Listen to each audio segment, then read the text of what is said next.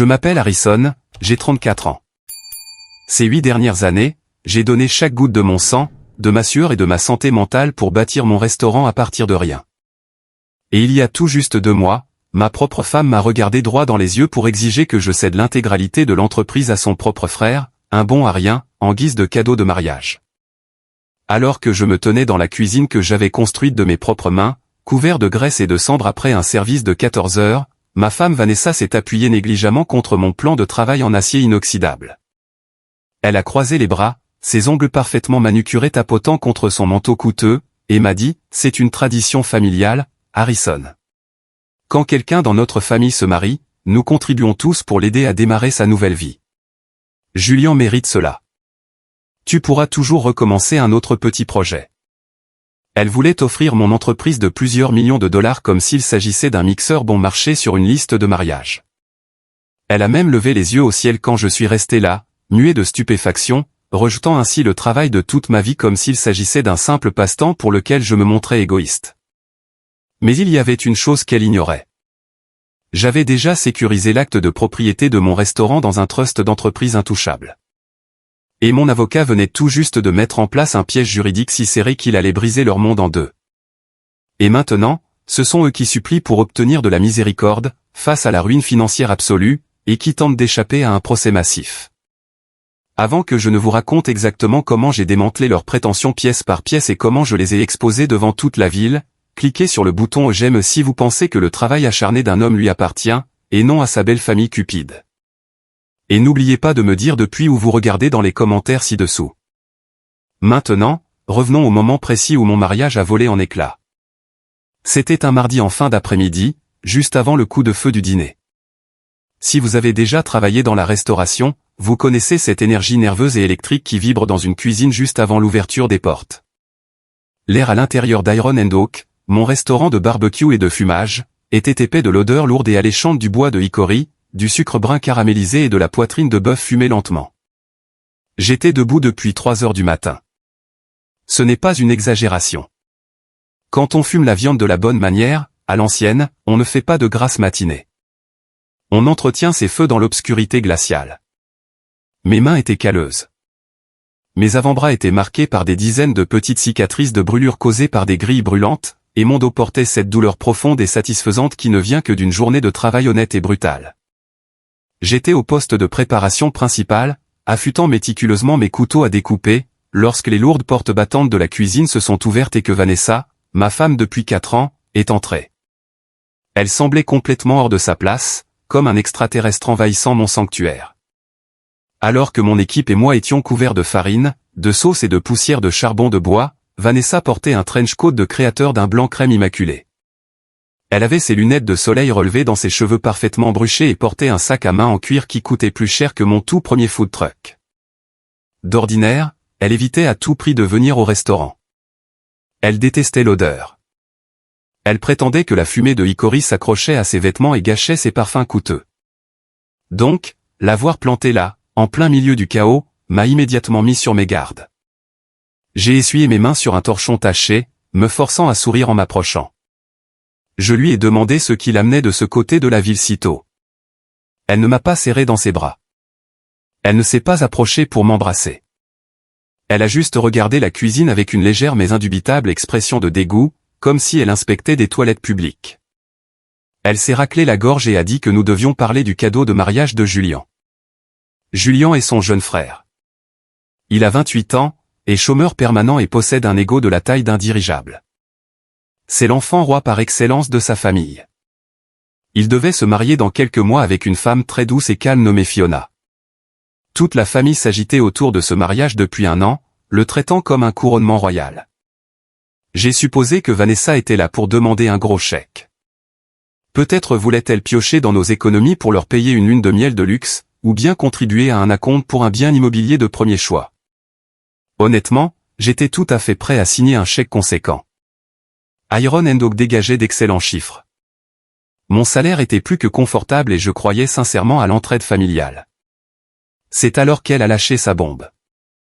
Julien veut être entrepreneur, Harrison, a dit Vanessa d'un ton léger et conversationnel, comme si elle parlait de la pluie et du beau temps.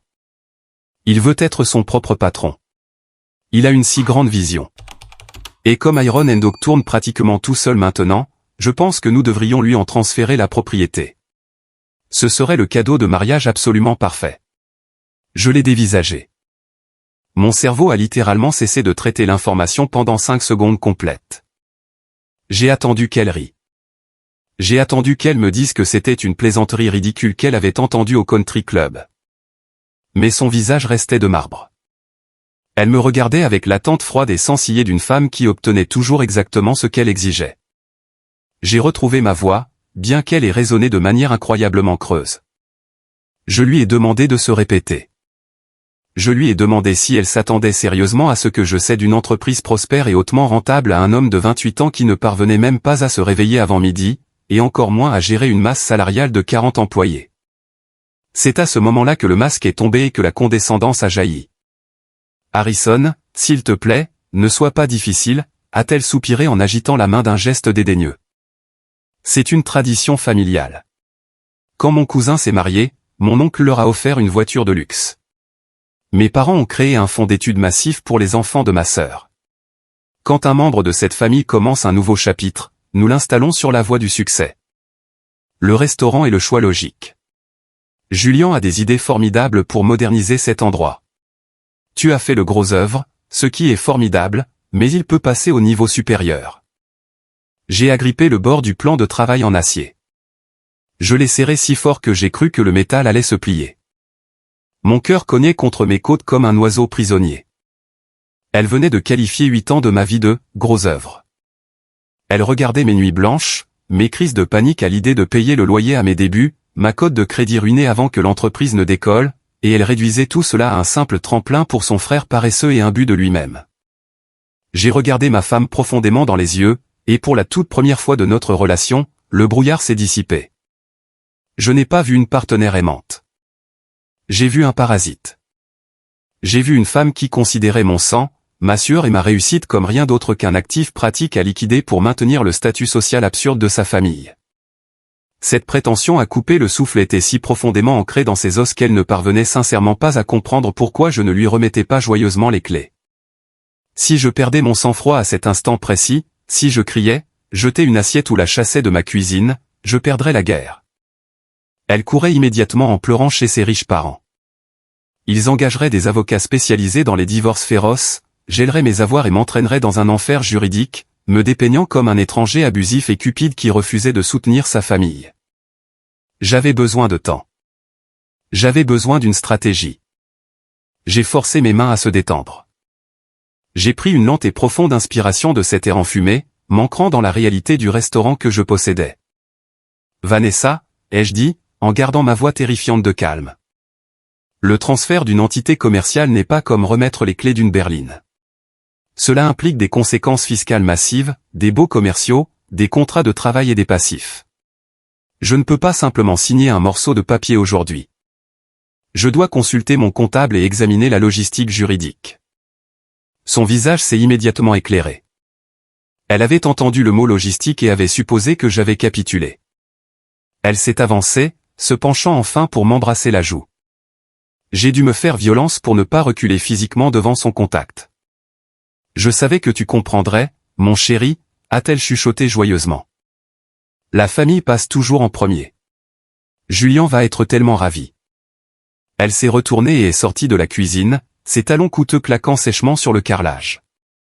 Elle laissait derrière elle un sillage de parfum floral lourd qui jurait violemment avec l'odeur de ma poitrine de bœuf fumé. Je suis resté seul dans la cuisine, écoutant le bourdonnement des immenses chambres froides. Elle pensait vraiment avoir gagné. Elle pensait que j'allais simplement me coucher, abandonner mon identité et laisser son frère détourner mon rêve américain. Mais elle venait de déclarer la guerre, et j'allais m'assurer de manière absolue que ce soit une guerre dont sa famille ne se remettrait jamais. Pour comprendre pleinement l'audace pure et inaltérée de la demande de Vanessa, il faut comprendre le fossé immense entre ma façon de grandir et la bulle délirante dans laquelle vivait sa famille.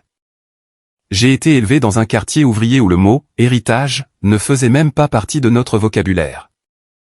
Mes parents faisaient des horaires exténuants juste pour garder l'électricité branchée et mettre de la nourriture sur la table. Il n'y avait pas de fonds d'études secret qui m'attendait. Il n'y avait pas de filet de sécurité. Quand j'ai eu 18 ans, j'étais livré à moi-même. À 26 ans, j'ai fait un pari immense et terrifiant. J'ai vidé mon maigre compte d'épargne, maximisé 3 cartes de crédit distinctes à taux d'intérêt élevé et acheté un fourgon usé et rouillé qui appartenait auparavant à une entreprise de plomberie. J'ai passé 6 mois de ma vie garé dans l'allée de mes parents, à regarder des tutoriels en ligne sur l'écran fissuré de mon téléphone, à apprendre à souder de la tôle, à recabler des panneaux électriques et à construire de mes propres mains un fumoir à viande robuste et personnalisé. J'ai conduit ce food truck dans des zones industrielles à 3 heures du matin sous une pluie battante et glaciale. Je me tenais au-dessus des charbons ardents pour servir des sandwichs au porc effiloché à des ouvriers d'usine qui sortaient de l'équipe de nuit. J'ai travaillé 18 heures par jour, 7 jours sur 7, pendant 3 années consécutives. Je sentais l'oignon et la graisse de façon si permanente que j'avais fini par ne plus le remarquer. J'ai manqué des dîners de Thanksgiving. J'ai manqué des anniversaires. J'ai manqué de mener une vie normale. Quand j'ai enfin réussi à rassembler assez de capital pour signer un bail commercial sur un bâtiment d'entrepôt délabré à la lisière de la ville, je n'ai pas embauché d'entrepreneur. J'ai fait la plomberie moi-même. J'ai peint les murs moi-même. J'ai construit les tables moi-même. Lentement, douloureusement, Iron Endok a grandi. La nourriture parlait d'elle-même. Des files d'attente ont commencé à se former tout autour du pâté de maison. J'ai embauché une équipe, je les ai formés à traiter la nourriture avec respect, et j'ai construit une institution communautaire. Chaque dollar sur mon compte bancaire avait été gagné grâce à une détermination implacable et harassante. La famille de Vanessa fonctionnait dans un univers complètement différent. Richard et Martha, mes beaux-parents, étaient la définition même de la richesse générationnelle. Pas des milliardaires, mais des membres de country club qui siégeaient dans des conseils de copropriété uniquement pour coller des amendes à leurs voisins qui avaient le mauvais ton de pelouse. Dès le premier jour où Vanessa m'a présenté dans leur vaste domaine, j'ai été traité comme un cas social. Ils souriaient avec leurs dents, mais leurs yeux calculaient toujours ma valeur nette. Ils me présentaient à leurs riches amis en disant « Voici Harrison. Il travaille dans la restauration », avec ce ton de voix particulier qui laissait entendre que je grattais du chewing-gum sous les tables des cafétérias. Et puis, il y avait Julian. Julian était le prince incontesté de la famille. Alors que je me brûlais les mains sur des grilles métalliques brûlantes pour payer ma facture d'électricité, Julian échouait dans ses cours d'introduction au commerce dans une université privée coûteuse, entièrement financée par ses parents. Lorsqu'il a finalement réussi à obtenir son diplôme avec 2 ans de retard, Richard et Martha ne lui ont pas dit de chercher un travail. Ils lui ont acheté une Porsche neuve, une voiture de sport à 100 000 $ pour un gars qui ne pouvait même pas se réveiller pour un cours du matin. Ils ont financé ses rêves d'entrepreneur encore et encore. D'abord, ce fut une application technologique qui a englouti 50 000 $ et qui n'a jamais été lancée. Ensuite, un centre de fitness haut de gamme qui a fermé ses portes en 6 mois parce que Julian refusait de se présenter et de gérer le personnel. Chaque fois qu'il échouait, Richard et Martha étaient là, chéquier à la main, pour le renflouer, masquer l'embarras et le rassurer constamment en lui disant que le monde n'était tout simplement pas prêt pour sa brillante vision. Il avait 28 ans et n'avait jamais affronté une seule conséquence réelle de toute son existence. 3 jours après que Vanessa m'a tendu un piège dans ma cuisine, nous étions obligés d'assister à un dîner de famille chez Richard et Martha. J'ai passé tout le trajet à serrer le volant, essayant de réguler ma respiration. Je détestais ces dîners. La salle à manger était toujours climatisée de manière agressive. Les couverts en argent étaient inutilement lourds, et la conversation était toujours un interrogatoire à peine voilé conçu pour me faire sentir tout petit. J'étais assis à la longue table en acajou, poussant un morceau de saumon sec dans mon assiette pendant que Julian tenait salon. Il se vantait bruyamment de son prochain mariage, du lieu extravagant du country club que Fiona avait soi-disant choisi, et de la façon dont il était enfin prêt à s'installer et à devenir un pilier de la communauté des affaires locales. Assis directement en face de moi se trouvait l'oncle Grégory. Grégory était un agent immobilier glissant au parler rapide, qui portait des costumes un peu trop serrés et évaluait constamment les gens comme s'il s'agissait de propriétés à revendre. Il a pris une longue gorgée de son vin rouge, s'est adossé à sa chaise et a planté ses yeux dans les miens. Alors, Harrison a traîné Grégory d'une voix résonnant au-dessus du cliquetis discret des couverts. La table entière est devenue d'un calme de mort. Vanessa nous dit que tu es enfin prêt à passer le flambeau. Je pense que c'est une décision stratégique brillante. Ce petit boui-boui de barbecue qui est le tien est assis sur un terrain commercial de premier choix. Julian pourrait vraiment optimiser les flux de trésorerie, Peut-être faire venir de vrais investisseurs, détruire cette esthétique rustique, en faire une franchise haut de gamme, monter en gamme la clientèle, si tu vois ce que je veux dire. Martha a affiché un sourire serré, triomphant et plastique.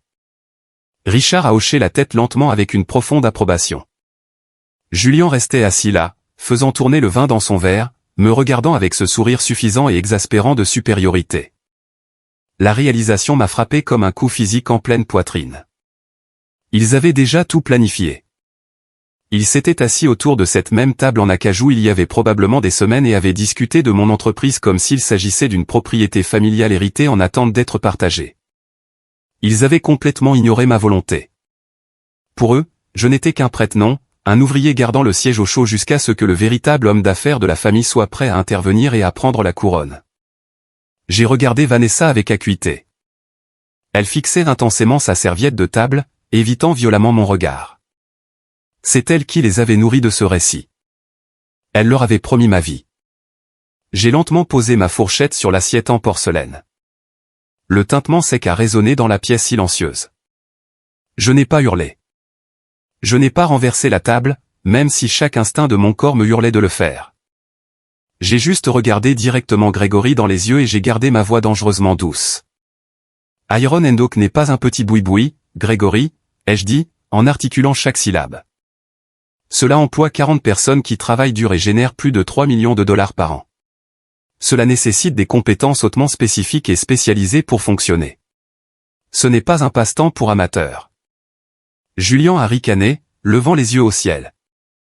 Oh, allez, Harry. La viande fumée. À quel point ça peut être difficile? Tu jettes de la poitrine de bœuf dans un four chaud, tu balances de la sauce sucrée dessus et tu factures 25 $ l'assiette. C'est pratiquement un distributeur automatique de billets. J'ai déjà toute une stratégie de modernisation de planifier. Nous pouvons automatiser la moitié du travail de préparation, apporter des bases précuites et réduire les frais généraux de 30%. Il parlait ouvertement de détruire le travail de ma vie, droit sous mes yeux. Il parlait de licencier mon personnel fidèle. Il parlait de remplacer mes assaisonnements faits maison et mon processus de fumage de 16 heures par des cochonneries industrielles bon marché. Il voulait vider l'âme de mon restaurant pour un gain rapide et facile. C'est ça ton plan, Julien, ai-je demandé, ma voix baissant d'un octave. Eh bien, un transfert d'actifs commerciaux d'une telle envergure implique une quantité massive de formalités juridiques. Nous devons examiner les implications fiscales, les responsabilités, les contrats de travail. J'ai mes avocats d'entreprise qui examinent les étapes préliminaires en ce moment même. Richard est intervenu immédiatement d'un ton autoritaire et patriarcal, celui qu'il utilisait lorsqu'il voulait clore une conversation. Ne compliquons pas les choses, Harrison. Garde les avocats en dehors de ça autant que possible. C'est une transaction familiale privée. Signe simplement l'acte de propriété et je demanderai à mon comptable personnel de gérer les chiffres en arrière-plan. Nous voulons que ce soit finalisé et annoncé avant le mariage. L'arrogance étouffante de ces gens était paralysante. Ils ne me demandaient pas. Ils m'ordonnaient. Je me suis levé de la table, ma chaise grinçant bruyamment contre le parquet. J'ai prétexté une migraine soudaine et sévère et je me suis excusé. Vanessa a sifflé entre ses dents alors que je m'éloignais, agrippant mon poignet et me chuchotant que je la faisais honte. Je ne l'ai même pas regardée. J'ai libéré mon bras, j'ai franchi la lourde porte d'entrée en chaîne, je suis monté dans mon pick-up et j'ai verrouillé les portières. Je suis resté assis dans l'obscurité de l'allée pendant un long moment, en silence. Mon mariage était une farce absolue. Ma femme n'était rien d'autre qu'un agent dormant pour sa famille de parasites. Il voulait me dépouiller, prendre ma poule aux œufs d'or et me jeter à la rue au moment même où j'avais construit quelque chose de valeur tangible. J'ai sorti mon téléphone de ma poche. Mes mains tremblaient, non pas de peur, mais d'une rage pure et concentrée qui ressemblait à de l'essence coulant dans mes veines. J'ai composé un numéro que j'avais prié de ne jamais avoir à utiliser pour un problème domestique. C'était Sylvia. Sylvia est une avocate d'affaires de haut vol que j'avais engagée il y a quelques années pour gérer mes baux commerciaux. C'est un requin du droit en tailleur pantalon sur mesure, une femme qui mange des prises de contrôle hostiles au petit déjeuner et qui ne connaît pas le sens du mot pitié. Elle a répondu à la deuxième sonnerie. J'ai tout mis sur la table. Je lui ai raconté exactement ce que Vanessa avait exigé dans la cuisine. Je lui ai dit ce que Julien prévoyait de faire au restaurant. Je lui ai dit que la famille s'attendait à ce que je cède discrètement l'acte de propriété pour éviter un scandale. Je lui ai dit que je devais protéger mes actifs, protéger mes employés du licenciement et me préparer à un divorce qui s'annonçait nucléaire. Sylvia a écouté dans un silence absolu. Quand j'ai enfin fini de parler, elle ne m'a pas offert d'excuses creuses ou de fausses sympathies. Elle a simplement dit, « Harrison, d'ici à ce que nous en ayons fini avec ces gens, ils ne posséderont même plus les vêtements de créateurs qu'ils ont sur le dos.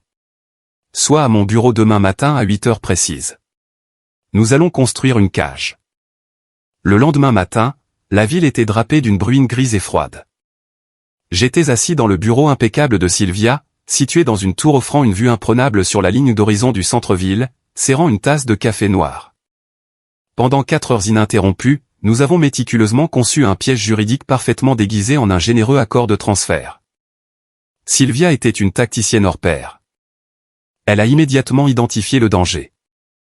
Si je me contentais d'entrer dans la maison et de refuser catégoriquement de céder le restaurant, Vanessa demanderait instantanément un divorce hostile. Elle m'entraînerait devant le tribunal des affaires familiales, militariserait les fonds juridiques infinis de ses parents et tenterait de réclamer la moitié d'Iron & Oak en tant que bien communautaire, m'obligeant de fait à liquider l'entreprise simplement pour la payer. Nous ne pouvions pas laisser cela se produire. Nous devions faire en sorte, sur le papier, que je coopérais joyeusement et volontairement avec la tradition familiale. Mais simultanément, nous devions prouver juridiquement que Julian était d'une incompétence crasse et totalement inapte à prendre la relève, garantissant ainsi ma propriété exclusive par une trace écrite incontestable et blindée. Nous avons rédigé un contrat de transfert conditionnel. C'était un chef-d'œuvre de manœuvre juridique.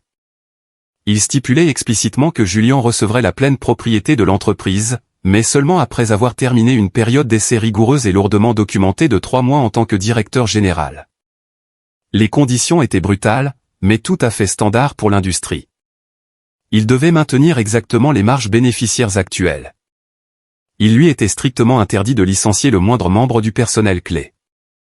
Il devait passer une certification de base en cuisine et en sécurité alimentaire. Et plus important encore, il ne pouvait changer aucun de nos fournisseurs de nourriture sans mon approbation écrite explicite et notariée. S'il violait ne serait-ce qu'une seule de ces conditions pendant les 90 jours, l'accord de transfert serait immédiatement rendu nul et non avenu. L'offre serait définitivement retirée et l'entreprise resterait à jamais sous ma propriété exclusive. Il va détester ça, ai-je dit à Sylvia, fixant les pages denses et intimidantes de jargon juridique. Il veut les clés du château et les comptes bancaires. Il ne veut pas d'une candidature à un emploi. Exactement, a souri Sylvia, une lueur froide et prédatrice dans les yeux alors qu'elle rebouchait son stylo plume coûteux. 2 jours plus tard, j'ai convoqué une réunion formelle au restaurant. Je l'ai programmée en milieu de matinée, bien avant l'ouverture des portes au public, m'assurant que la salle à manger soit complètement vide et silencieuse. J'étais assis seul dans un grand box d'angle, le contrat imprimé reposant dans un classeur en cuir devant moi. À 10 heures précises, Vanessa et Julian ont franchi les portes d'entrée. Julian portait un costume italien ajusté et ridiculement cher, ressemblant à un banquier d'affaires sur le point de conclure une fusion à Wall Street plutôt qu'à un gars qui entrait dans un restaurant de barbecue. Il a regardé la salle rustique avec un dédain absolu et non dissimulé, son nez se plissant physiquement face à l'odeur légère et persistante de graisse et de fumée de hickory. Vanessa avait l'air triomphante, un petit sourire arrogant sur les lèvres. Elle pensait qu'il s'agissait de la cérémonie de capitulation. J'ai fait glisser le classeur en cuir sur la table en bois poli. Voici l'accord de transfert officiel, ai-je dit calmement, en gardant mon visage totalement neutre. Mon avocate d'affaires l'a rédigé pour garantir une transition juridique propre des actifs. Lis-le attentivement. Julian l'a ramassé avec un sourire confiant, tournant rapidement les premières pages, mais dès que ses yeux ont heurté les clauses détaillant la période d'essai. Son sourire s'est évanoui. Son visage s'est crispé en une vilaine grimace de colère. C'est quoi cette cochonnerie absolue, a-t-il craché agressivement, rejetant le classeur sur la table. Une période d'essai de 3 mois, maintenir le personnel actuel, un test de sécurité alimentaire. Ce n'est pas un cadeau de mariage, Harrison. C'est une prise d'otage. Tu essaies de faire de moi ton employé. C'est la procédure d'entreprise standard, ai-je menti sans effort, m'adossant à ma banquette. Tu tentes de reprendre une exploitation complexe de plusieurs millions de dollars. J'ai 40 familles qui dépendent de moi pour leur salaire. J'ai besoin d'une assurance juridique que tu ne vas pas couler cet endroit dès ton premier jour. Couler cet endroit. A ricané Julien, sa voix résonnant bruyamment dans le restaurant vide.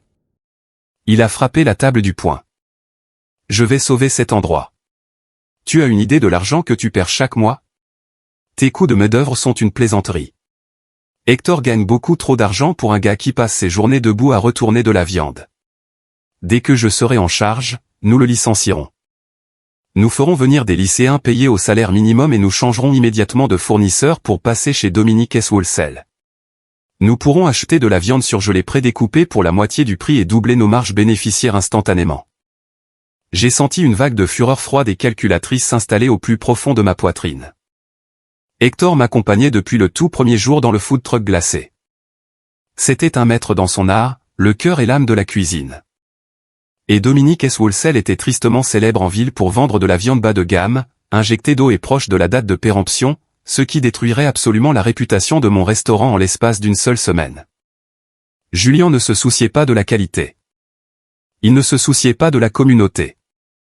Il ne voyait que des signes de dollars rapides et faciles. Il voulait vider de sa substance mon héritage pour un profit immédiat. Les conditions énoncées dans ce document sont non négociables, Julien, ai-je dit, ma voix tombant dans un murmure dangereux. Tu veux l'entreprise. Tu prouves d'abord que tu as la discipline nécessaire pour la gérer à ma façon. Signe le contrat ou l'accord est définitivement annulé. Ici et maintenant. Vanessa a attrapé mon bras, ses ongles manucurés s'enfonçant douloureusement à travers ma chemise dans ma peau. Harrison, tu te montres complètement déraisonnable et incroyablement insultant. C'est la famille. On ne teste pas la famille de cette façon. Je protège mon investissement jusqu'à ce que le transfert soit finalisé, ai-je rétorqué sèchement, dégageant sa main de mon bras d'un coup sec. Je l'ai fixé du regard. C'est à prendre ou à laisser. Julien m'a fusillé du regard, sa mâchoire si serrée que j'ai cru que ses dents allaient se briser. Il a regardé Vanessa. Elle lui a fait un signe de tête subtil, urgent et désespéré. Serrant les dents de rage, Julien a arraché un stylo en or de la poche de sa veste et a griffonné agressivement sa signature sur la ligne pointillée. Très bien, a-t-il craché en jetant le stylo sur la table. Mais dès que ces 90 jours seront écoulés, je fais place nette. Tu es obsolète, Harrison. Il est sorti du restaurant en tempêtant, la lourde porte vitrée claquant derrière lui. Vanessa l'a suivi, mais pas avant de se retourner pour me lancer un regard d'un venin purement toxique. J'ai calmement pris le document signé, je l'ai plié proprement et je l'ai verrouillé à l'intérieur du lourd coffre-fort en acier de mon bureau privé.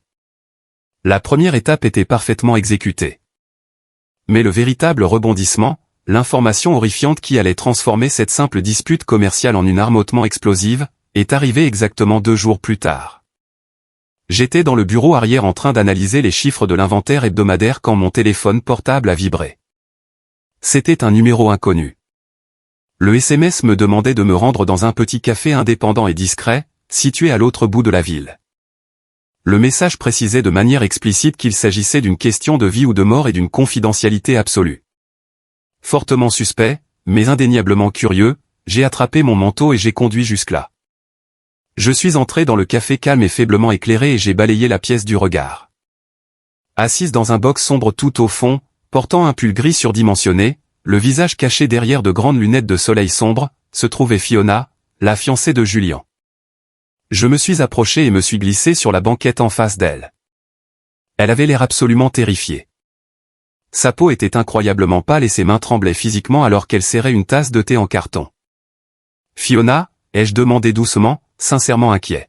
« Qu'est-ce qui se passe? Est-ce que tu vas bien ?» Elle a pris une profonde inspiration tremblante, a retiré ses lunettes de soleil et a révélé des yeux rouges et gonflés d'avoir pleuré. Elle a plongé la main dans son grand sac en toile, en a sorti un dossier en carton jaune épais et lourd, et l'a fait glisser sur la table en bois vers moi. J'ai trouvé ça caché à l'intérieur d'une grille d'aération dans le bureau de Julien à la maison hier, a-t-elle chuchoté, la voix brisée. Je cherchais la liste d'invités supplémentaires pour les invitations de mariage. Je jure devant Dieu que je n'espionnais pas, mais la grille était desserrée et le dossier est tombé. Je l'ai ouvert. J'ai ouvert le lourd dossier. À l'intérieur se trouvait une pile massive de documents financiers, des relevés bancaires affichant des soldes nuls, des factures de cartes de crédit au plafond provenant de banques dont je n'avais jamais entendu parler. Et des lettres de mise en demeure extrêmement agressives provenant d'agences de recouvrement féroces. Mais ce n'était pas le pire. Sous les relevés bancaires se trouvaient des registres imprimés provenant de sites de paris sportifs offshore et de cercles de poker clandestins non réglementés. J'ai rapidement parcouru les colonnes de chiffres rouges, mon estomac se nouant douloureusement. Il est criblé de dettes, a dit Fiona, une larme s'échappant et roulant sur sa joue. Toutes les pièces du puzzle se sont assemblées de manière violente et écœurante dans mon esprit. La désespérance frénétique. La demande soudaine et absurde de mon entreprise. Le plan agressif visant à réduire immédiatement les coûts, à licencier le personnel et à liquider les actifs. Julien ne voulait pas être entrepreneur. Julien était en train de se noyer. Il devait une fortune à des gens dangereux et violents, et Richard et Martha ne pouvaient pas se permettre de le renflouer cette fois-ci, ou bien les usuriers refusaient leurs chèques. Alors, ils ont ciblé le seul actif disponible restant, moi. Ils allaient utiliser Iron & Oak comme un distributeur automatique de billets géants et intraçable pour sauver la peau de Julien, détruisant ainsi le travail de ma vie et les moyens de subsistance de mes employés au passage, simplement pour rembourser un syndicat de jeux clandestins. Est-ce que Vanessa sait, ai-je demandé, ma voix n'étant plus qu'un murmure enroué. Fiona a hoché la tête misérablement, enfouissant son visage dans ses mains. Je l'ai confronté hier soir. Il s'est complètement effondré. Il a tout avoué. Il m'a dit que Vanessa et ses parents étaient au courant depuis le début. Ils le savent depuis des mois. Tout ce plan pour récupérer ton restaurant. C'était un effort familial coordonné. Ils avaient besoin de lui donner accès immédiatement à une entreprise générant beaucoup d'argent liquide pour qu'il puisse puiser dans la caisse et rembourser cette dette violente avant qu'on ne lui brise les rotules. Une vague de nausée profonde m'a envahi. Je me sentais physiquement malade. Ma propre épouse, la femme qui s'était tenue devant un autel et avait juré de me protéger, participait activement et volontairement à un complot visant à sacrifier mes moyens de subsistance. Mon avenir et les emplois de 40 personnes innocentes simplement pour couvrir l'addiction criminelle au jeu de son frère dégénéré. La trahison était si profondément ancrée, si fondamentalement mauvaise qu'elle m'a littéralement coupé le souffle. Fiona, ai-je dit, regardant la femme dévastée qui pleurait en face de moi. Pourquoi me montres-tu tout cela? Tu es censé l'épouser dans moins d'un mois. Fiona a essuyé ses yeux d'un geste brusque avec une serviette. Son expression s'est soudainement durcie, la tristesse se transformant en quelque chose qui ressemblait à de l'acier pur et inébranlable. Je refuse d'épouser un menteur, a-t-elle déclaré fermement. Une idée brillante, terrifiante et totalement dévastatrice a commencé à prendre forme dans mon esprit. Fiona, ai-je dit prudemment, me penchant au-dessus de la table. N'annule pas le mariage. Pas encore. Elle m'a dévisagé, complètement confuse. Quoi? Pourquoi? Parce que si tu annules le mariage aujourd'hui, ils vont paniquer. Ils vont s'agiter et ils trouveront un autre moyen, plus agressif, de s'en prendre à moi, ai-je expliqué, mon esprit fonctionnant à 100 à l'heure. J'ai besoin de temps pour sécuriser définitivement mes actifs. J'ai besoin de temps pour tendre un piège juridique dont ils ne pourront jamais, au grand jamais, s'échapper. J'ai besoin que tu joues le jeu agi comme si tout allait parfaitement bien. Laisse-les croire que leur plan dégoûtant fonctionne à merveille. Fiona a baissé les yeux vers le dossier de dette, puis m'a regardé de nouveau. Elle a pris une inspiration profonde et stabilisatrice, la résolution se solidifiant dans ses yeux. D'accord, dis-moi exactement ce que tu veux que je fasse. Nous sommes restés assis dans ce café discret pendant encore 1 heure, formulant méticuleusement une contre-attaque qui exposerait la pourriture horrible au sein de cette famille aux yeux du monde entier. J'étais entré dans ce café comme un homme essayant de sauver son restaurant. J'en ressortais comme un exécuteur. Les 3 semaines suivantes furent un exercice atroce et angoissant de guerre psychologique et de contrôle absolu de soi. Chaque soir, je devais rentrer à la maison, franchir la porte d'entrée et jouer le rôle du mari soumis, légèrement stressé, mais finalement attentionné et solidaire. Je devais m'asseoir à la table du dîner et écouter Vanessa parler avec enthousiasme des arrangements floraux, du traiteur coûteux et des plans de table pour le mariage somptueux de Julien, sachant pertinemment qu'elle planifiait activement mon exécution financière derrière ses doux sourires. Chaque fois qu'elle me souriait, j'avais l'impression de mâcher du verre brisé. Chaque fois qu'elle tendait le bras pour me toucher ou m'embrasser la joue, je devais réprimer physiquement un frisson violent. Je dormais à côté d'une traîtresse. Au restaurant, je jouais le rôle du propriétaire vaincu et épuisé, se préparant lentement à une transition de pouvoir. Mais derrière les portes closes, la résistance s'organisait. J'ai fait venir Valérie, ma directrice générale farouchement loyale, dans mon bureau privé et j'ai verrouillé la porte. Valérie est une femme forte, sans fioritures, d'une 50aine d'années, qui est à mes côtés depuis l'époque du food truck. Elle m'a pratiquement aidé à construire les fumoirs. Quand je lui ai révélé toute la vérité, les dettes de jeu massives, les usuriers et le plan coordonné de la famille pour utiliser notre entreprise comme un agneau sacrificiel afin de sauver Julien, elle a failli jeter une tasse de café en céramique directement à travers la fenêtre de mon bureau. Nous ne laisserons pas ce sale gosse gâté et parasite toucher à une seule planche à découper ici, a sifflé Valérie, arpentant le sol de mon bureau comme un tigre en cage. Dis-moi exactement ce qu'on fait, patron. Je suis prête pour la guerre. Nous allons le laisser creuser sa propre tombe, lui ai-je dit, ma voix étrangement calme. Mais d'abord, nous avons besoin d'une mise à niveau massive de la sécurité. Une surveillance totale. Au cours du week-end suivant, alors que Vanessa croyait que j'assistais à une convention régionale de traiteurs de 2 jours dans une autre ville, Valérie et moi avons fait venir un entrepreneur spécialisé en sécurité privée. Nous avons travaillé toute la nuit. Nous avons arraché les caméras de sécurité obsolètes, granuleuses et dépassées qui ne couvraient que les caisses enregistreuses. À leur place, nous avons installé un système de surveillance de pointe en résolution 4K, équipé de vision nocturne. Mais nous n'avons pas seulement couvert les zones publiques. Nous avons placé des caméras microscopiques cachées directement à l'intérieur du bureau principal. L'une était braquée en plein centre sur le lourd coffre-fort au sol. Une autre offrait une vue parfaite et dégagée sur le terminal d'ordinateur et le clavier. Nous avons installé des capteurs de mouvement hautement sensibles à l'entrée arrière des employés et un logiciel d'accès à distance qui reliait l'intégralité du flux en direct directement à un serveur crypté sur mon téléphone portable personnel et mon ordinateur portable. Personne, pas même le reste de notre personnel de cuisine de confiance, ne savait que le nouveau système invisible était actif. Pendant ce temps, Fiona exécutait son rôle d'agent infiltré à la perfection. Elle assistait à tous les dîners de famille. Elle souriait de toutes ses dents pour les séances de photos pré-mariage et se comportait comme la future mariée béate, ignorante et excitée. Mais tous les quelques jours, tard dans la nuit, elle m'envoyait des SMS scriptés, me tenant au courant de la détérioration rapide de l'état mental de Julien. Les usuriers devenaient incroyablement impatients. Les délais se resserraient. Julien paniquait, faisant pression de manière agressive sur Vanessa pour qu'elle me manipule afin que je lui signe l'acte de propriété final et inconditionnel avant le jour du mariage, afin qu'il puisse immédiatement utiliser l'entreprise pour obtenir un prêt d'argent massif. Vanessa a multiplié ses tactiques de manipulation émotionnelle par 10. Elle s'est mise à pleurer sur commande dans le salon, me disant à quel point ses parents âgés étaient incroyablement stressés, me suppliant de finaliser les papiers pour que Julien ait l'esprit tranquille avant de remonter l'allée. Je ne les nourris que de promesses bureaucratiques vides. Je lui ai dit que les avocats d'affaires traînaient les pieds pour finaliser les documents de responsabilité fiscale et que tout serait prêt très bientôt. J'ai gagné du temps et je les ai regardés transpirer. L'apogée absolue de leur désespoir, le moment qui m'a remis l'arme finale et indéniable dont j'avais besoin, s'est produit exactement une semaine avant le mariage. C'était la nuit de l'enterrement de vie de garçon de Julien. Vanessa m'a dit qu'elle allait passer la nuit dans le vaste domaine de ses parents pour aider Martha à assembler des centaines de boîtes de dragées de dernière minute.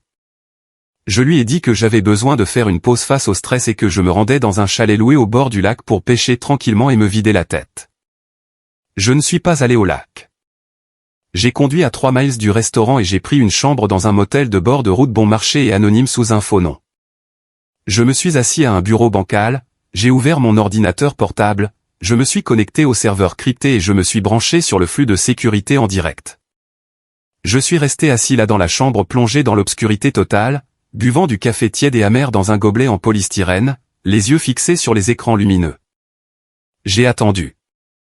À exactement 2h14 du matin, le silence de la chambre de motel a été brisé.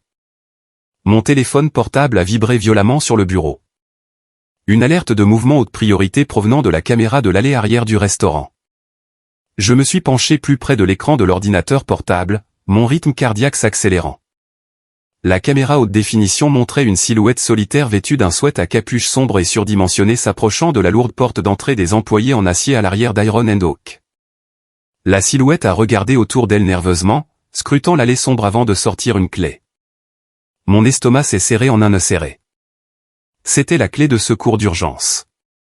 La seule personne à qui j'avais donné cette clé était Vanessa, il y a des années, au cas où je m'enfermerais dehors. La lourde porte a cliqué et s'est ouverte. La silhouette s'est glissée rapidement à l'intérieur du bâtiment sombre.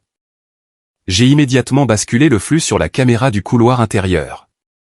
La vision nocturne avancée s'est activée instantanément, illuminant le couloir sombre et l'intrus d'une lumière verte nette et haute définition. La silhouette a rabattu sa capuche en arrière. C'était Julien. Il avait l'air absolument frénétique. Il transpirait abondamment, essuyant son front avec sa manche malgré la climatisation intense du restaurant. Il ne s'est pas dirigé vers la cuisine pour vérifier l'équipement. Il ne s'est pas dirigé vers les caisses enregistreuses à l'avant. Il a marché droit, de manière déterminée, vers mon bureau privé verrouillé. J'ai basculé le flux sur la caméra cachée montée directement au-dessus de mon bureau. Julien a forcé la porte du bureau, brisant la serrure que j'avais intentionnellement affaiblie plus tôt ce jour-là, et est entré. Il a sorti une petite lampe de poche tactique de sa poche, le faisceau coupant l'obscurité. Il est immédiatement tombé à genoux et s'est dirigé droit vers le lourd coffre-fort au sol en acier, caché sous le tapis. Il a attrapé le cadran et a commencé à le faire tourner rapidement, essayant diverses combinaisons. Je l'ai regardé essayer la date d'anniversaire de sa sœur, l'anniversaire de ses parents, la date de l'inauguration du restaurant. Il essayait désespérément, frénétiquement, d'accéder aux actes de propriété physique et aux réserves de liquidité d'urgence que je gardais sous la main pour les urgences avec les fournisseurs. Lorsque la lourde porte en acier a refusé de bouger, il a laissé échapper une suite de jurons frustrés et furieux, donnant un coup de pied violent dans le coffre-fort avec ses chaussures coûteuses. Haletant lourdement, il s'est redressé et a tourné son attention désespérée vers mon terminal d'ordinateur. Il l'a démarré. L'écran a illuminé son visage paniqué. Il a sorti un morceau de papier froissé de sa poche et a commencé à taper rapidement sur le clavier. Il essayait divers mots de passe, cherchant désespérément à contourner le pare-feu pour accéder aux fichiers comptables principaux. Il cherchait des numéros de routage bancaire afin de pouvoir virer électroniquement de l'argent directement depuis mes comptes professionnels pour rembourser ses créanciers violents avant qu'ils ne lui brisent les jambes. Je suis resté assis seul dans la chambre de motel froide, regardant mon propre beau-frère commettre une violation de domicile avec effraction, une tentative de vol qualifié et un espionnage industriel, le tout en glorieuse résolution 4K. J'ai appuyé sur le bouton d'enregistrement principal. Le logiciel a commencé à sauvegarder les preuves vidéo parfaites et indéniables directement sur plusieurs serveurs cloud sécurisés. J'aurais pu décrocher mon téléphone et appeler le 911 sur le champ. J'aurais pu faire encercler le bâtiment par la police et le faire arrêter sur le fait, mais une arrestation discrète au milieu de la nuit n'était pas suffisante. Si j'appelais les flics maintenant, Vanessa et ses riches parents interviendraient immédiatement. Ils engageraient les avocats de la défense les plus chers de l'État. Ils prétendraient qu'il s'agissait d'un malentendu géant, que Julien cherchait simplement un document que je lui avais demandé de trouver. Ils orienteraient le récit, me dépeignant devant toute la famille et la communauté comme le beau-frère vindicatif et cruel qui essayait d'envoyer un jeune homme en prison pour une simple erreur. Ils étoufferaient ces crimes sous leur tapis très coûteux. Non, il n'était absolument pas question que cela se produise. La punition devait correspondre à la magnitude catastrophique de leur trahison. Ils voulaient m'humilier. Ils voulaient voler le travail de ma vie. Ils voulaient m'utiliser comme un bouclier jetable. J'allais les laisser se tenir sur la plus grande scène publique de toute leur vie, entourés de chaque personne qui comptait pour eux et qu'ils tentaient d'impressionner. Et puis j'allais retirer complètement le sol sous leurs pieds. J'ai regardé l'écran alors que Julien abandonnait finalement. Fermant brutalement l'ordinateur portable de rage, il s'est faufilé à nouveau dans l'allée sombre, les mains complètement vides et plus désespérées que jamais. J'ai lentement refermé mon ordinateur portable. Un sourire froid, dur et sincère s'est dessiné sur mon visage pour la première fois depuis des semaines. Le piège était parfaitement tendu. Les preuves dévastatrices étaient définitivement sécurisées. La bombe était amorcée. Tout ce qu'il me restait à faire, c'était d'attendre que les cloches du mariage sonnent. La semaine entière précédant le mariage fut un chef-d'œuvre de torture psychologique et d'endurance émotionnelle. Je devais vivre à l'intérieur d'une maison qui ressemblait à un territoire étranger hostile. Je partageais mon lit avec une femme qui planifiait activement et joyeusement ma ruine financière complète.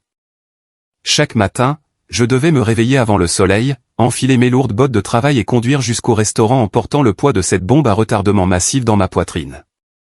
Et chaque soir, je rentrais dans un salon complètement envahi par des arrangements floraux coûteux, des plans de table élaborés et des kilomètres de rubans de soie importés. Vanessa était absolument dans son élément.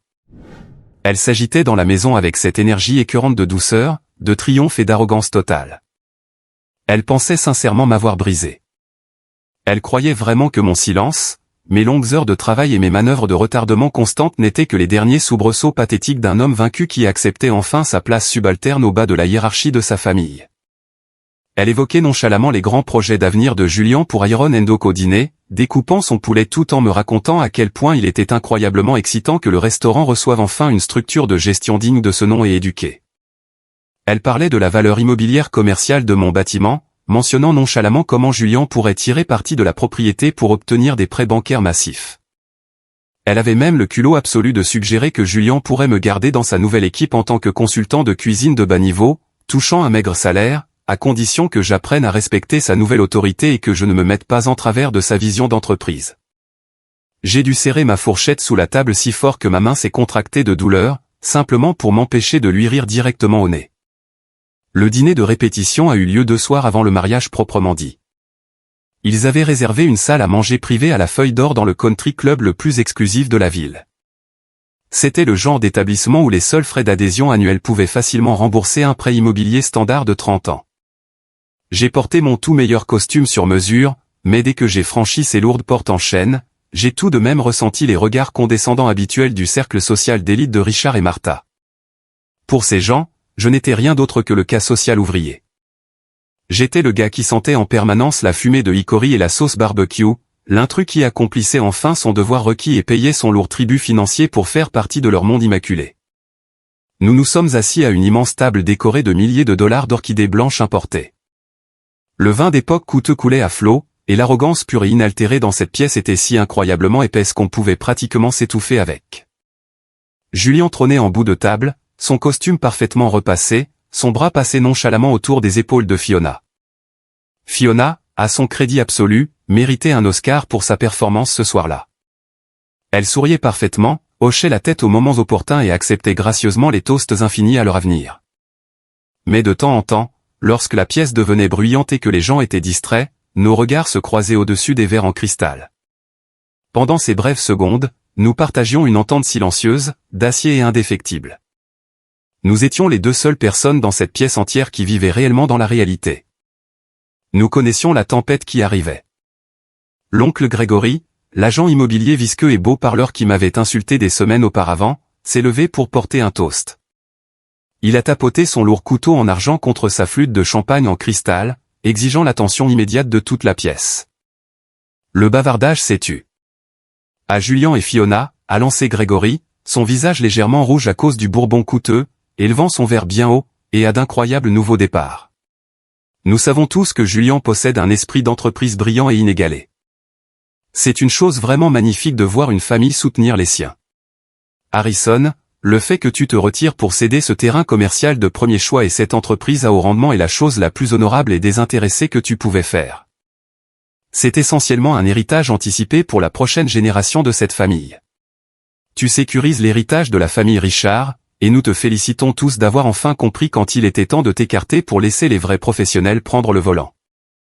La table entière a éclaté sous des applaudissements polis de golf. Richard a levé son verre directement vers moi avec un signe de tête approbateur, suffisant, patriarcal et profondément insultant. Martha a tamponné le coin de ses yeux avec une serviette en soie monogrammée, jouant parfaitement le rôle de la matriarche submergée et reconnaissante. Vanessa a pressé ma cuisse sous la table, un ordre clair et tacite pour que j'accepte les louanges. Je me suis levé. La pièce s'est instantanément tue. Ils s'attendaient pleinement à ce que je prononce un discours soumis, vaincu et rampant sur mon honneur de servir leur famille. J'ai lentement ramassé mon verre d'eau pétillante. Je n'ai pas touché à l'alcool. J'avais besoin de garder l'esprit parfaitement aiguisé. J'ai regardé directement Grégory, puis Richard. Puis j'ai planté mon regard dans celui de ma femme. La famille est tout, ai-je dit, ma voix coupant de manière claire et froide la pièce silencieuse et opulente. Mais on ne connaît jamais vraiment la vraie valeur d'une entreprise ou la véritable fondation d'un mariage avant de voir exactement ce que les gens sont prêts à faire pour les protéger. Julien va obtenir exactement ce qu'il a gagné. Il va obtenir exactement ce qu'il mérite. Je vous le promets à tous. J'ai levé mon verre. Ils ont souri, levant leur verre en retour, manquant complètement la menace chargée et dévastatrice enroulée étroitement dans mes mots. Ils ont bu leur champagne coûteux, célébrant leur victoire perçue, totalement inconscients du fait que le sol solide sous leurs chaussures vernies était sur le point de s'ouvrir pour les engloutir tout entier. Le matin du mariage est arrivé dans un flou chaotique et étouffant de maquilleurs frénétiques, de photographes stressés et de téléphones portables qui sonnaient sans arrêt.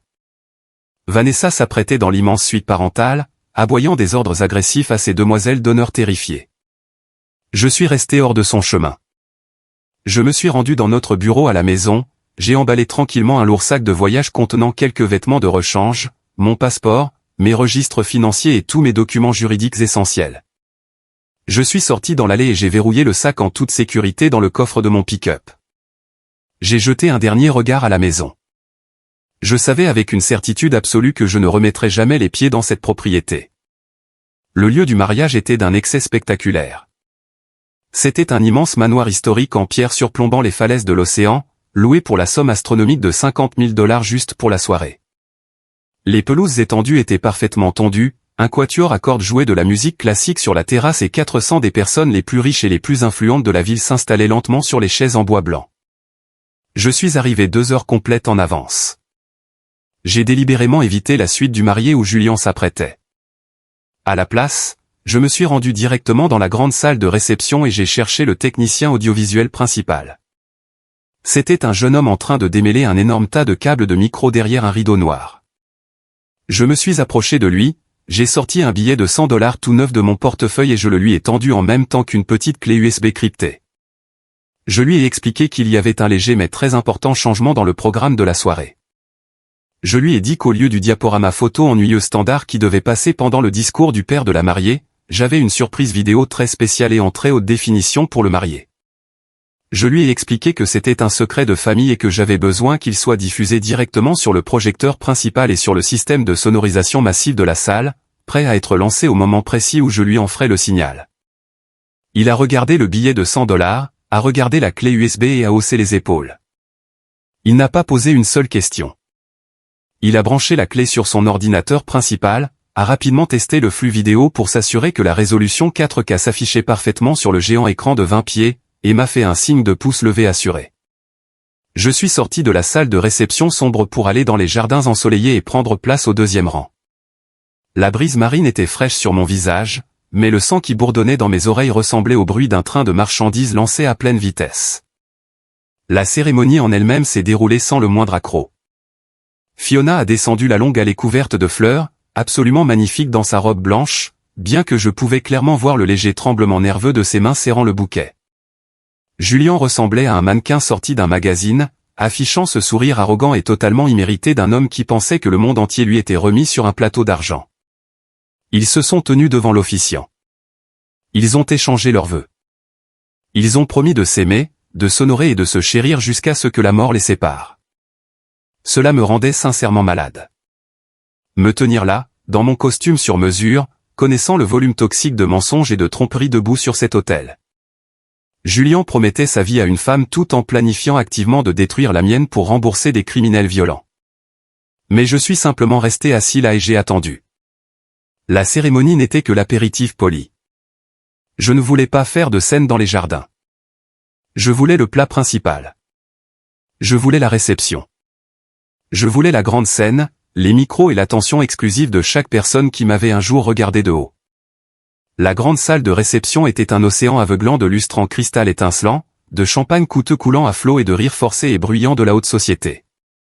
400 invités aisés étaient installés à d'immenses tables rondes recouvertes de nappes de soie blanche immaculée. J'étais assis directement à côté de Vanessa à la longue table d'honneur surélevée, face à toute la salle. Elle rayonnait littéralement de victoire, acceptant gracieusement les félicitations et les compliments de riches mondains et de parents éloignés au regard critique. Sous la lourde nappe, elle serrait agressivement ma main, ses ongles parfaitement manucurés s'enfonçant dans ma peau. Elle s'est penchée, son parfum coûteux masquant l'odeur de la nourriture du traiteur, et m'a chuchoté directement à l'oreille, après les toasts principaux, mon père va prendre le micro et annoncer officiellement le transfert du restaurant à toute la salle. Contente-toi de sourire, Harrison.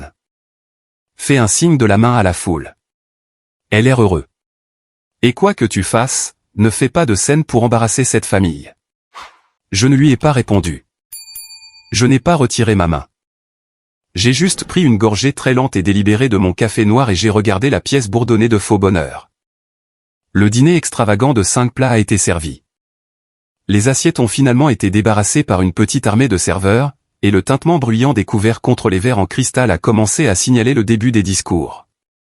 Richard, vêtu d'un smoking sur mesure qui coûtait probablement plus cher que ma première voiture, s'est avancé avec assurance sur les quelques marches menant à la scène principale. Il a tapoté le micro. L'effet Larsen a brièvement sifflé avant de se stabiliser en un bourdonnement clair. La salle est instantanément tombée dans un silence respectueux et plein d'attente. Amis, famille, estimés collègues et invités d'honneur, a commencé Richard, sa voix profonde et autoritaire résonnant parfaitement sous les hauts plafonds voûtés. Ce soir, nous sommes réunis pour célébrer la belle union de mon fils remarquable, Julian, et de son incroyable épouse, Fiona. Mais ce soir, il s'agit de bien plus que d'un simple mariage. Il s'agit d'héritage. Il s'agit de sécuriser l'avenir et de passer le flambeau à la génération suivante. Julian a toujours possédé un esprit d'entreprise brillant et imparable, et il est enfin temps qu'il prenne sa place légitime et durement gagnée dans le monde compétitif des affaires. Richard a fait une pause dramatique, désignant grandement de sa main libre notre table surélevée. Le projecteur s'est déplacé, m'éblouissant pendant une fraction de seconde. Mon gendre Harrison a passé ces dernières années à bâtir un merveilleux petit établissement de restauration, a continué Richard, son ton dégoulinant de condescendance patronisante. Mais comme nous le savons tous dans cette salle, amener une entreprise locale au véritable niveau d'entreprise, en faire un empire, nécessite un certain pédigré, une certaine vision. Ce soir, en guise de cadeau de mariage monumental, Harrison et ma fille Vanessa transfèrent officiellement la pleine propriété d'Iron & Oak à Julian, lui donnant la fondation solide dont il a besoin pour bâtir son héritage. La salle immense a éclaté sous des applaudissements tonitruants et assourdissants. 400 personnes acclamaient, levant leurs verres coûteux dans un salut grandiose. Julian s'est levé de sa chaise, boutonnant nonchalamment sa veste de costume, saluant la foule en délire avec un faux sourire d'une modestie écœurante. Vanessa m'a donné un coup de coude brusque et violent dans les côtes, ses yeux s'écarquillant pour m'ordonner de me lever et de jouer mon rôle de soumis. Je me suis levé, les applaudissements commençant à retomber en un murmure bas alors que je dépassais lentement la longue table familiale, montais les quelques marches en bois et montais directement sur la scène principale. Richard m'a tapoté l'épaule d'un geste condescendant, une poignée lourde et contrôlante, et m'a tendu le micro. Il s'attendait à ce que je dise merci. Je suis resté là, au centre de la scène, pendant un long et atroce moment. J'ai regardé l'océan infini de visages, 400 personnes riches qui me fixaient, attendant que l'ouvrier abandonne sa vie. J'ai baissé les yeux vers Julian, qui souriait jusqu'aux oreilles, vibrant pratiquement de cupidité. J'ai regardé Vanessa, qui m'a adressé un signe de tête serrée et d'avertissement, ses yeux me menaçant silencieusement. Richard a tout à fait raison, ai-je dit. Ma voix était complètement stable, froide comme la glace, et elle a résonné comme un coup de feu dans la salle immense. Ce soir, il est absolument question d'héritage. Il est question de vérité et de voir exactement à quel genre de personne on a affaire lorsque les portes sont enfin fermées et que l'argent est sur la table. J'ai déplacé mon regard directement sur Julian, son sourire arrogant a légèrement vacillé, ses sourcils se fronçant de confusion. Julian, ai-je poursuivi, ma voix s'amplifiant. Tu as exigé mon entreprise.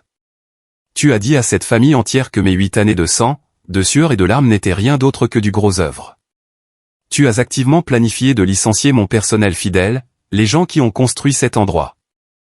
Tu as planifié de réduire la qualité de ma nourriture, d'acheter des ordures bon marché et de vider complètement l'âme de mon restaurant. Et tu as exigé, le visage sérieux, que je te donne tout cela en cadeau gratuit.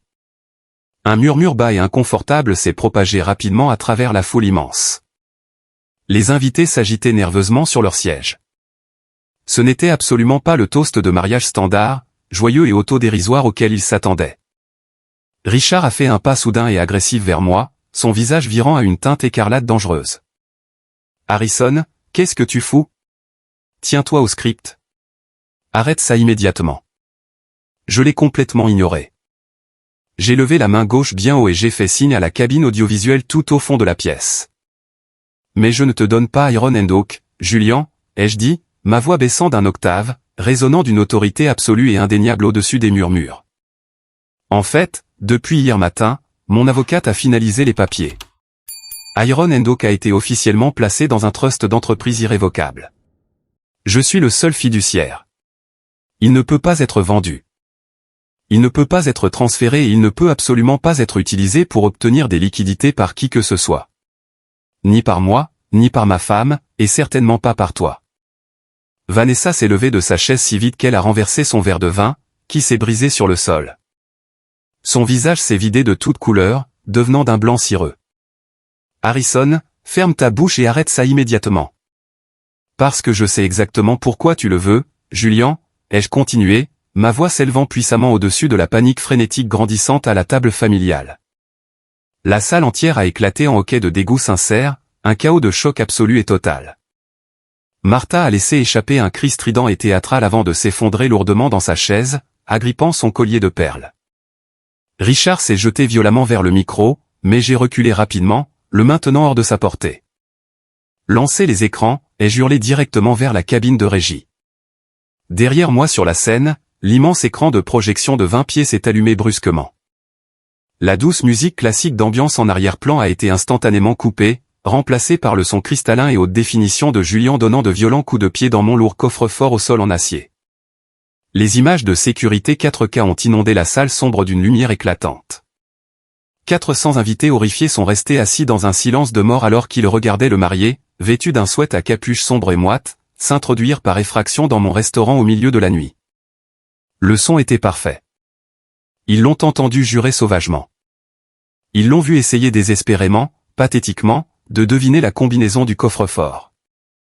Ils l'ont vu pirater mon terminal d'ordinateur, essayant frénétiquement de voler mes numéros de routage bancaire pour virer illégalement de l'argent à ses usuriers. Julian est resté pétrifié en bout de table. Son visage était livide, ses yeux écarquillés par une terreur absolue, primaire et indéniable. Il ressemblait à un lapin pris dans les phares d'un énorme camion. Il n'y avait aucun moyen de déformer cela. Aucun moyen de s'en sortir par un mensonge. Éteignez ça, a hurlé Richard de toutes ses forces, son visage violet de rage absolue, agitant ses bras frénétiquement vers la cabine de régie au fond. Éteignez ces conneries immédiatement. C'est une affaire de famille privée. C'est un mensonge fabriqué de toutes pièces.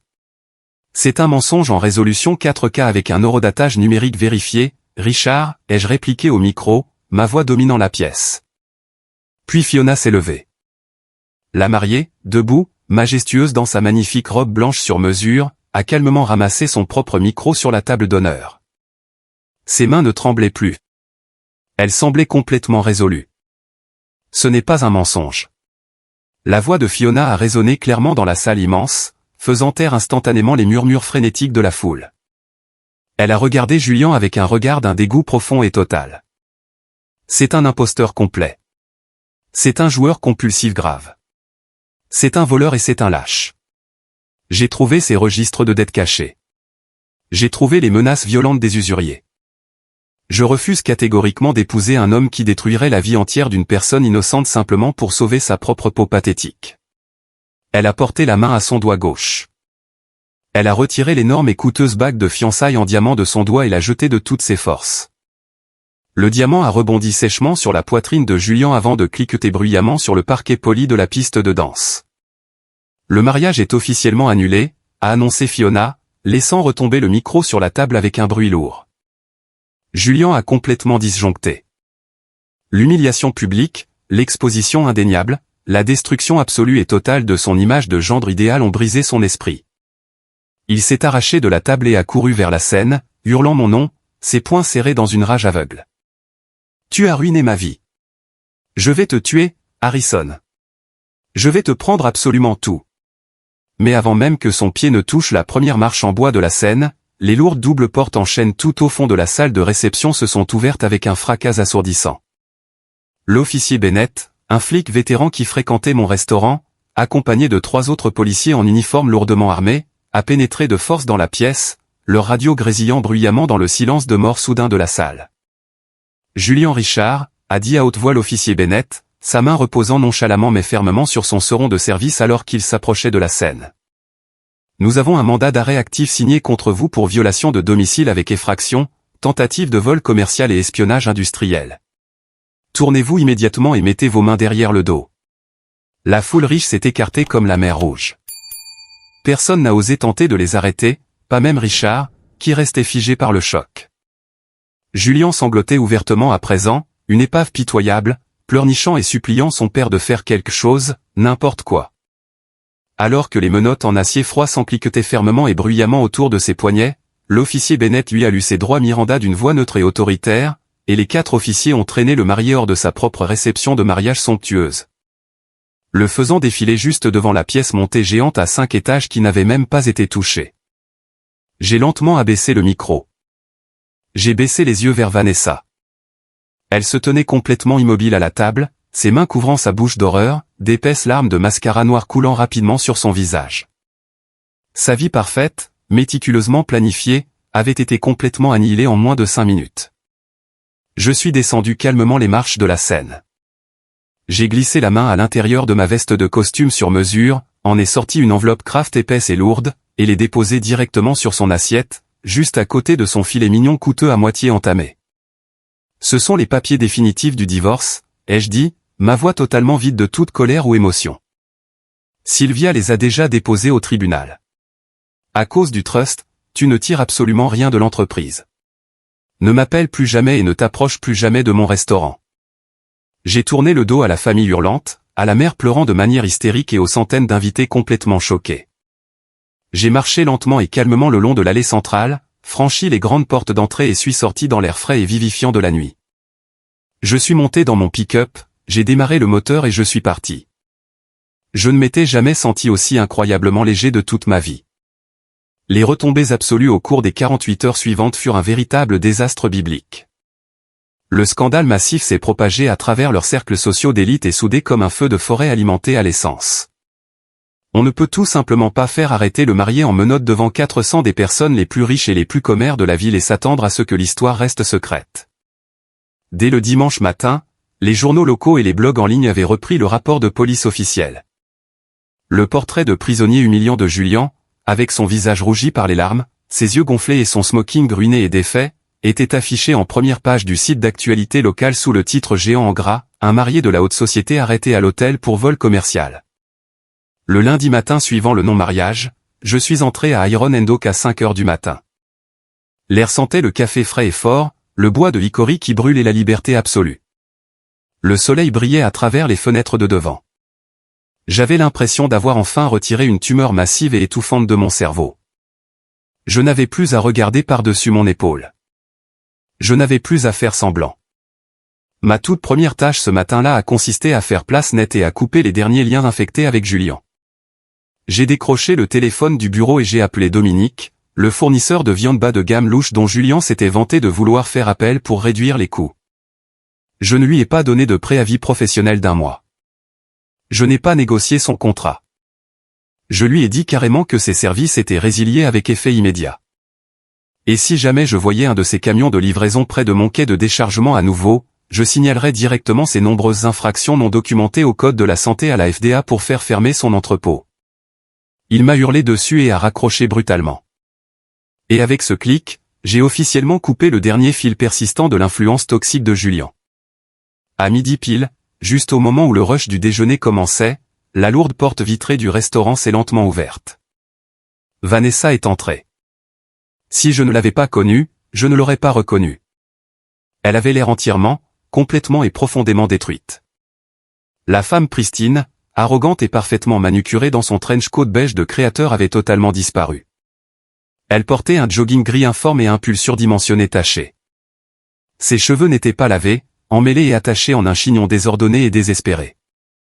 Ses yeux étaient gonflés, presque complètement fermés à force d'avoir pleuré pendant 3 jours d'affilée.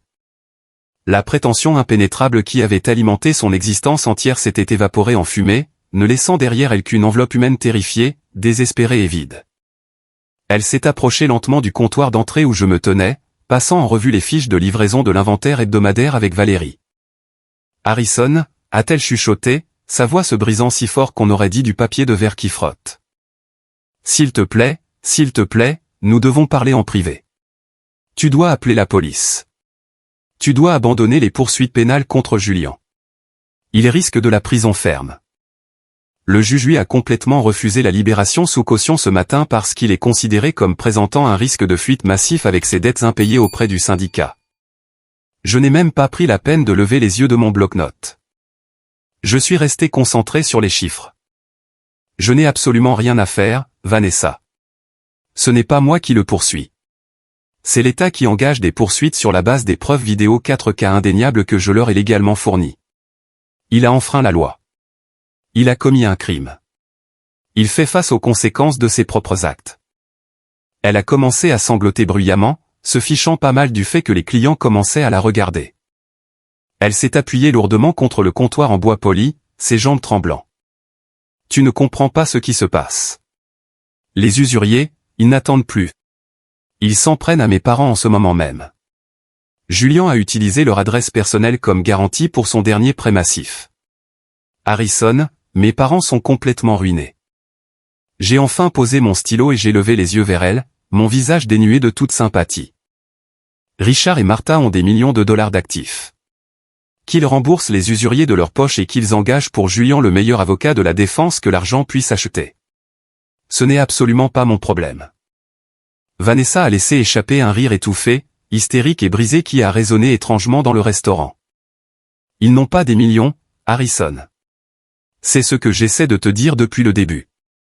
Et là, debout au milieu de mon restaurant de barbecue, le dernier rebondissement le plus pathétique et le plus hallucinant de leur mascarade de plusieurs décennies m'a enfin été révélé. À travers des sanglots lourds et une hyperventilation, Vanessa a confessé que la richesse massive de ses parents n'était rien d'autre qu'un château de cartes fragile et terrifiant construit entièrement sur des dettes massives, des actifs hypothéqués et des mensonges constants.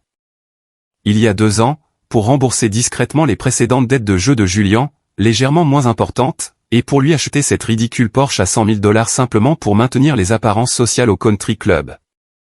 Richard et Martha avaient secrètement contracté une deuxième hypothèque massive et écrasante sur leur vaste domaine.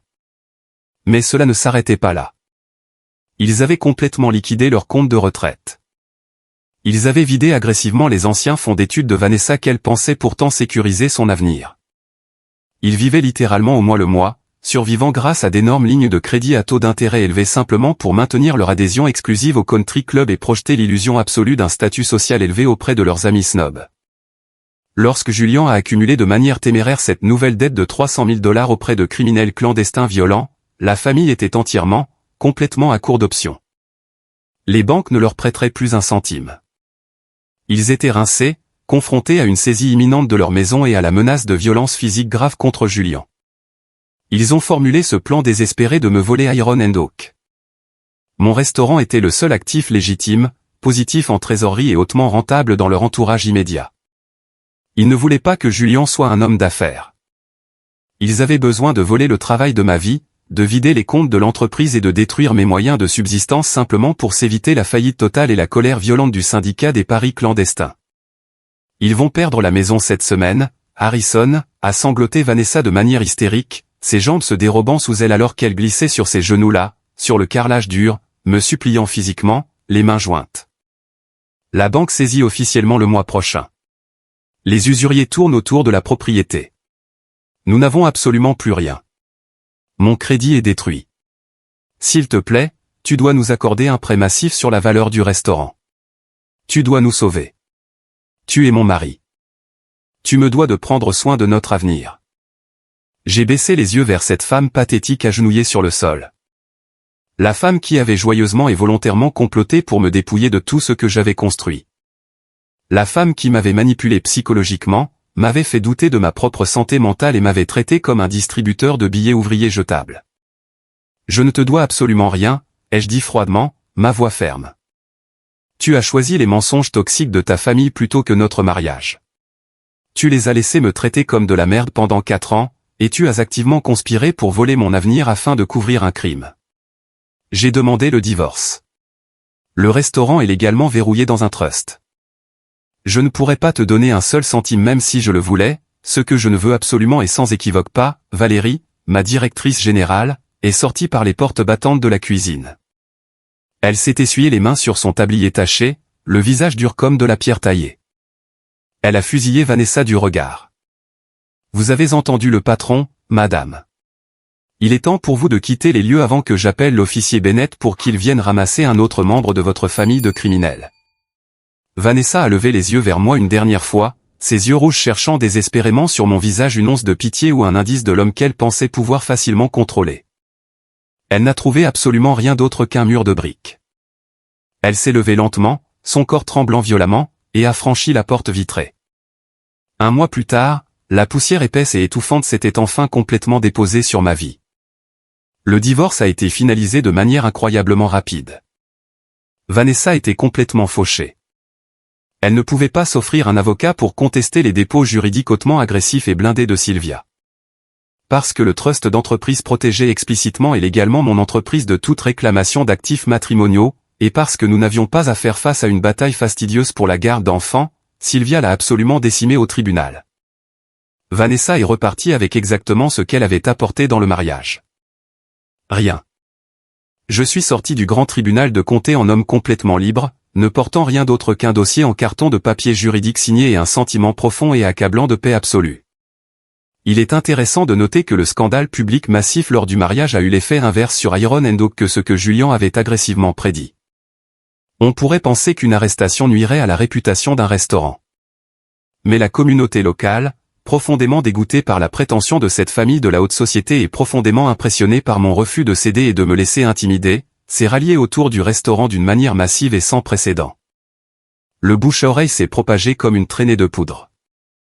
Les gens voulaient soutenir le gars qui avait tenu tête aux snobs locaux.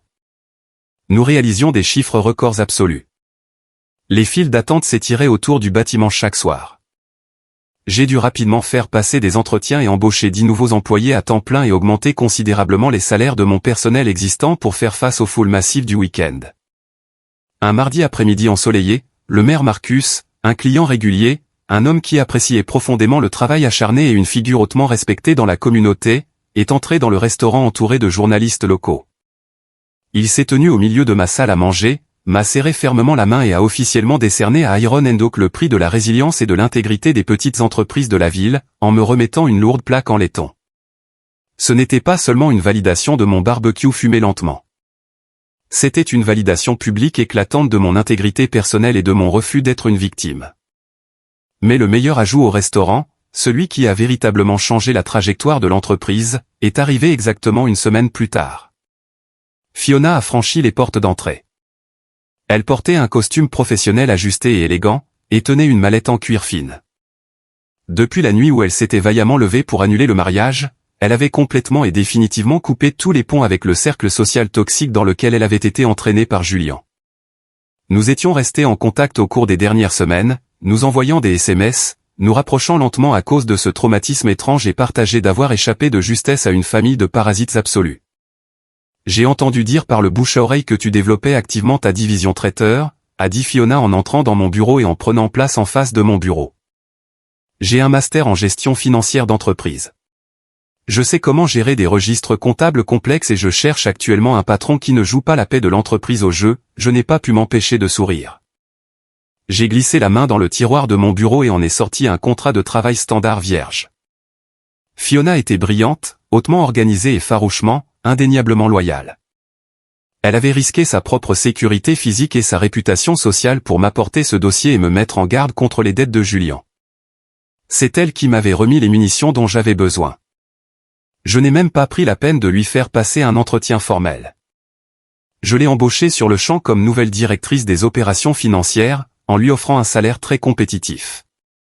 Elle a apporté un niveau de rigueur d'entreprise, une planification stratégique agressive et une discipline financière à Iron & Oak qui nous ont aidés à doubler complètement nos revenus de traiteur en moins de 6 mois. Elle n'était pas seulement une employée. Elle est devenue une confidente hautement fiable, une partenaire commerciale cruciale et une amie sincère pour la vie. Tard une nuit, bien après que le restaurant eût officiellement fermé ses portes au public, je me tenais seul dans la salle à manger sombre. Les chaises étaient soigneusement empilées sur les tables. Les parquets en bois franc venaient d'être lavés et l'odeur légère et incroyablement réconfortante de bois de hickory brûlé et d'épices douces flottait lourdement dans l'air calme. Je me suis approché de la grande fenêtre de devant et j'ai regardé dehors les lampadaires illuminer la ville endormie et calme. Je me suis tenu là et j'ai pensé profondément à ces 8 dernières années de ma vie. J'ai pensé aux nuits glaciales et solitaires à dormir à l'arrière de ce food truck rouillé. J'ai pensé aux cicatrices de brûlures douloureuses qui traversaient mes bras, aux relations que j'avais manquées, aux sacrifices financiers terrifiants que j'avais faits pour construire cet endroit à partir de la terre. Et j'ai pensé à Vanessa, Richard, Martha et Julien. La société nous répète constamment que la famille est un lien absolu et indéfectible. Depuis que nous sommes enfants, nous sommes lourdement conditionnés à croire que nous devons endurer silencieusement les abus émotionnels, la manipulation psychologique et l'exploitation financière grave simplement parce que des personnes partagent notre ADN. Ou parce que nous avons signé un morceau de papier pour une licence de mariage. On nous dit constamment de maintenir la paix, de tendre l'autre joue, de pardonner et d'oublier, et de nous immoler volontairement par le feu simplement pour garder des personnes toxiques au chaud. J'ai appris de la manière la plus difficile possible que le sang ne fait pas automatiquement une famille. Le respect, la loyauté indéfectible et la protection mutuelle sont ce qui fait une vraie famille. Richard, Martha, Julien et Vanessa n'ont jamais été une famille. Ils étaient un cartel hautement organisé de vampires émotionnels qui se nourrissaient du travail acharné et de la réussite des autres pour maintenir leurs propres illusions pathétiques de grandeur. En fixant une limite absolue et incassable, en refusant d'être leur agneau sacrificiel silencieux et jetable, je n'ai pas seulement sauvé mon entreprise d'un procès massif et de la faillite. J'ai sauvé mon propre âme. J'ai appris qu'on ne peut absolument pas négocier avec la prétention pure. On ne peut pas aimer quelqu'un pour qu'il nous respecte. La seule façon de traiter efficacement avec des personnes qui considèrent votre vie, votre argent et votre travail acharné comme leur propre propriété personnelle est de construire une forteresse massive, de verrouiller les lourdes portes de fer et de les laisser mourir de faim dehors dans le froid. Aujourd'hui, Iron & Oak est bien plus qu'un simple restaurant prospère. C'est un témoignage vivant de survie et de limites. Mon personnel incroyable, Valérie, Hector, Fiona et les 40 autres personnes travailleuses et dévouées qui se présentent chaque jour, ils sont ma véritable famille. Désormais, nous nous protégeons activement les uns les autres. Nous nous élevons mutuellement, nous célébrons nos promotions et nous méritons chaque chose que nous possédons. Faisons une pause un instant. Merci d'être resté avec moi jusqu'ici. Vous êtes vraiment formidable. S'il vous plaît, aidez-moi en aimant la vidéo et en commentant le chiffre ainsi dessous afin que je sache que vous avez été là avec moi jusqu'à ce point. Cela aide non seulement plus de gens à découvrir cette histoire, mais cela me permet également de savoir que mes expériences signifient quelque chose pour quelqu'un. Votre soutien est ma plus grande motivation pour continuer à partager le reste de ce voyage. Avez-vous déjà été confronté à quelque chose de similaire avec votre propre famille? Avez-vous déjà dû tracer une ligne dure et douloureuse pour protéger le travail de votre vie, votre salaire ou votre santé mentale de parents abusifs? Partagez votre histoire dans les commentaires ci-dessous.